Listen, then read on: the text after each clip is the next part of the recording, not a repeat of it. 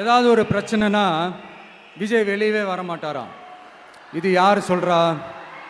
இந்த மற்றும் பலர் கட்சியில் ஒருத்தர் இருக்கிறார்ல, 10 தடவை தோத்து போனாரு, இன்னமும் திருந்தாத ஒருத்தர். அவரு சொல்றார், ஐயா அனுபவசாலி அவர்களே, உங்ககிட்ட ஒரே ஒரு கேள்வி ஒன்று கேட்குறேன். இந்த சேலத்துக்கு பக்கத்தில் இருக்கிற அந்த தொகுதியில் மட்டுமே போய் பதுங்கிக்காம தமிழ்நாட்டில் வேற ஏதாவது ஒரு தொகுதியில் நின்று உங்களால் ஜெயிச்சு காட்ட முடியுமா?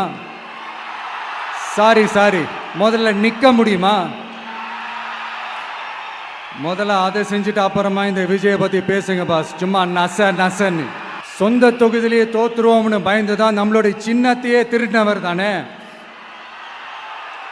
அதனால தான் நம்மளோட மன்றத்தில் பல வருஷமாக பயணிச்ச ஒரு சுயேட்சை வேட்பாளரோட சின்னத்தை நம்மளோட தான் அரவணைச்சி ஆதரிக்கிறோம்.